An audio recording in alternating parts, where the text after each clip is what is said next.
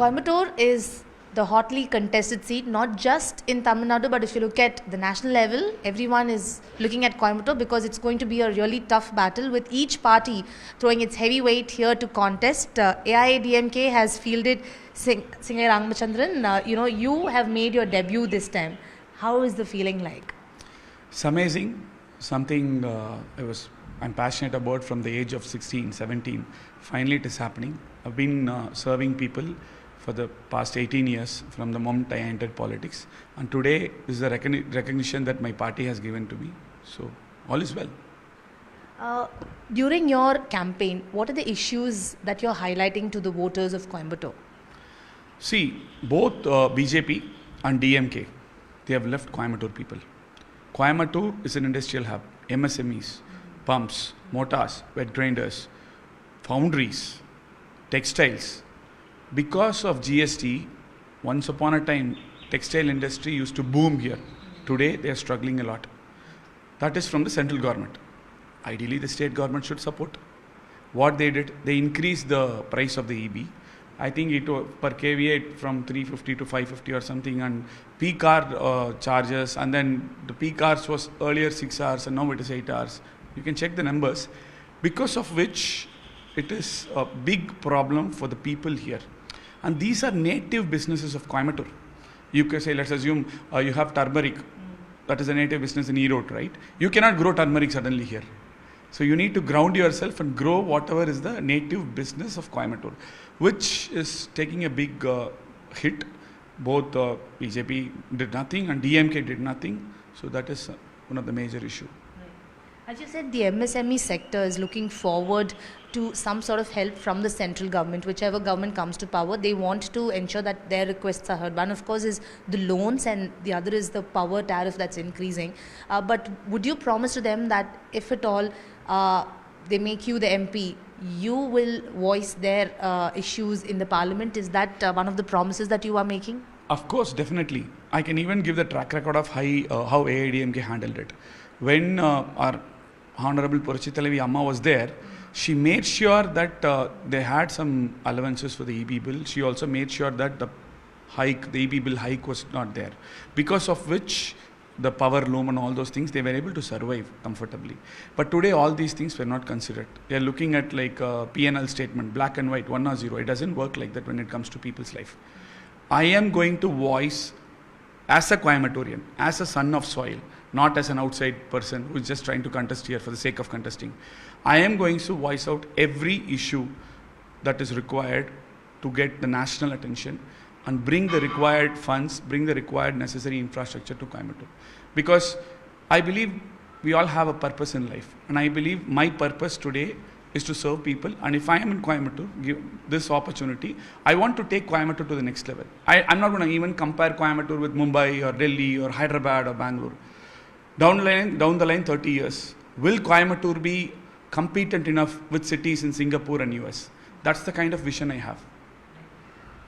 You were talking about, you were referring to Annamalai saying he's an outsider. But in Coimbatore, do you think it's going to be a three-cornered contest? It's always been an ADMK stronghold. But this time DMK is also fielding its own candidate. BJP is fielding Annamalai. Do you see a tri-cornered contest as far as Coimbatore is concerned, or do you think it's going to be an easy task? No, it is just between us and DMK, and Annamalai and team, they're just fighting in the social media. I don't know what they're doing. Let's not even consider them, because they need to prove first what kind of vote bank they have. They can talk whatever they want, but on ground, we are fighting head-on-head against DMK.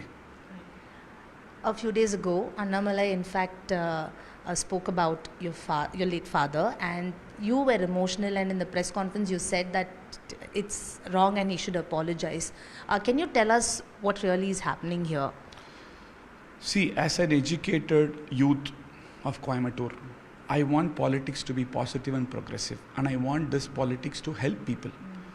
I expected the same from Annamalai. Unfortunately, he's not reciprocating the same.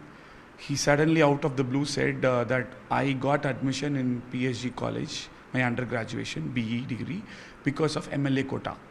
My father died when I was 11 years old, and I've joined my diploma in 16 years. I got the best outgoing student award, because of which I was able to get into my BE in PSG College of Technology. And this still continues. Even if you are a best outgoing student in diploma in PSG, you are given a seat in for the higher education.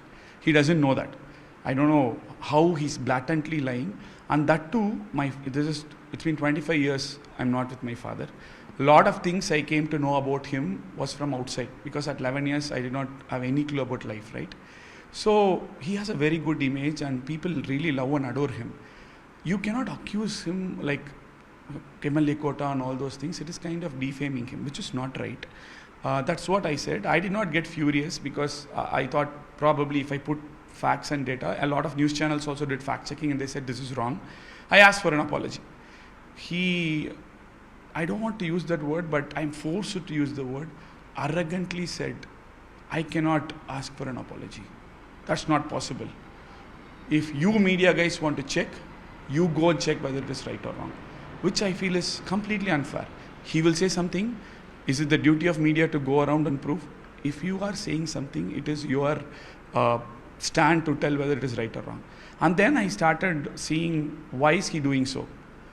I want to accuse him directly, not to take it personally, but he is a habitual liar. One day he said he read 20,000 books so far. I think he lived only 14,000 odd days of life in this world. He's just 38 years old. How can a guy who lived 14,000 days can read 20,000 books? Number one, lie number one. Number two, he said BJP and we will never allow even one brick of Lulu Mall to come to Coimbatore. Nicely, he gave a press meet. Now we have such a big Lulu Mall, people are going happily and they are doing their work. Lie number two. Lie number three, about my father. If you want, I can take more such lies. So, Annamalai equal to lie, lie equal to Annamalai. In Tamil, Annamalai na poi, poi na Annamalai. This is what he is doing. The DMK still maintains that you and the BJP have a secret alliance. Is that true? Can we expect some sort of alliance, some sort of pact after the elections if the need arises? See, DMK, they are scared that they are going to lose with AIADMK, so they are blabbering whatever they want to. Our General Secretary has officially told what he has to tell. We are very clear. We are not going to be in alliance. In 26 also we are not going to be. That's what he clearly said, and forever that holds true. They can tell whatever they want. I am asking DMK, what have you done for Coimbatore? I am asking the DMK's candidate, what have you done for Coimbatore? Coimbatore, last 5 years during our tenure, lot of infrastructural development, be it the bridge in the Trichy Road or in Avinashi Road or the highway in the Pollachi Road or a 20-year airport expansion problem which took good progress during our tenure. All these things, industrials, they were able to approach our ministers and everything worked out really well. But suddenly there is a reduction in the speed of work. You have that litter land near Vellalur where you do litter management. When we used to be there, it was good. Now, around 15 kilometers of diameter, we get foul smell. Even here in my house, it comes in that vicinity. We are not comfortable. They are not managing it well. Coimbatore Corporation was ranked 42 for the cleanliness. After DMK's government, it is in, I think, 140 or 180. See, we are for progress. AIADMK has always been for progress. I am here standing in front of people of Coimbatore. I am telling, as a son of the soil, I will go all the way out to make sure Coimbatore is going to be the best city. Because it can, why are people going to Bangalore? Coimbatore can become a startup hub. You have good climate, good space, good infrastructure. You can develop the infrastructure more. See, all I feel is there should be a vision. Intention matters. Prime Minister has visited Tamil Nadu more frequently this year, at least 6 times. And his focus was mostly in Coimbatore and Western Belt. Do you think the BJP is slowly growing in this region? Because you are from Coimbatore, you know the people of Coimbatore. Can the BJP grow? See, I want to give 2 answers for this question. Number 1, if they have grown, why do they want a governor to resign and come and contest as MP, an existing MLA to contest as MP, which means they don't have even people to contest? How can a party grow if they don't even have people to contest? You're asking a sitting MLA to contest. And you're saying one nation, one election, all for what? What are they saying? Why are they saying that? They want to reduce the cost, right? You already made people's money from the tax money. You already made election commission spend money, and you made someone as an MLA. A part of people's tax has already been spent for that. Now you are again asking the same person to contest. Again it is getting spent. Why are you wasting people's money? You are talking something and you are doing something. Number one.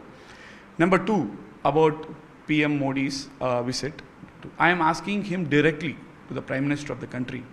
Two things. Just by talking in Tamil, Tirukurals, every time you visit here or somewhere and saying Tamil is a classical language, it's this language, that language, people of Tamil Nadu are not going to support you. What have you done when we were suffering during the flood situation? Did you support us with the funds? People were drowning, pregnant ladies, they were suffering. We as Tamilians stood together, holded our hands, and we supported each other. I'm not saying Tamilians are separate, they are different. I'm not trying to divide the nation. But as the Prime Minister of the country, what did you do? And just by visiting here, it doesn't help. And while visiting here also, I got surprised. As a Prime Minister of a country, you are coming and you are garlanding the banner where highlighting the bomb blast happened in Coimbatore before 30 years. What kind of signal are you trying to send to the people or to the public? Let's assume I'm an investor. I want to invest in Coimbatore. Suddenly I see Prime Minister doing this. Will I not be scared? Okay. Probably I might not do it right now. A disaster which all of us wants to forget. And this generation, they don't even know. Why is he doing that? What kind of signal are they trying to do? Is it kind of religious or communal? They always do that. So, but Coimbatorians are very smart. They are for growth and they are for progress. And because it's an educational hub too. I want Coimbatore to be a startup hub, an IT hub. It's already an educational hub. And I want to generate a lot of employment for youth of Coimbatore by creating such infrastructure here. You don't even have a stadium. Our youngsters, they would love to have a stadium here. We need to always travel to Chennai for a match. So it's time that we get a stadium too. So like that, there are a lot of things, because all these things I am able to tell because the climate, the soil, the smell, the water, I'm soaked in this ecosystem. I and Coimbatore, we are not different. We are the same. But Karur and Coimbatore are different. This time, is it going to be a tough fight, or what is the ground reality like? Because you are from Coimbatore and the BJP candidate is from Karur, and you also have the DMK candidate fielding its own candidate. But the sense that you get from the people, is it going to be tough this time for Coimbatore constituency? Yeah, it is a tough fight between BJP and DMK for the second position. Yeah. The BJP, do you think, is trying to reach the second position? I mean, is that the attempt that they are trying to make? Because political analysts say that BJP could have won had they been in an alliance with the ADMK, but the ADMK refused to, hold discussions this time. So for them, it seems to be tough. But do you think BJP is trying to emerge stronger, or is that the image that they are trying to build? See, it's their party. They can do whatever they want. But they are just claiming we are going to get 60% vote bank, 39 MP seats. All these things, people know that it's not going to happen even, right? So let Annamalai justify how he is claiming so much vote percentage and so many seats that they're going to win. They're not going to win. They don't have members in the booth. Today they conducted a volunteer drive, right?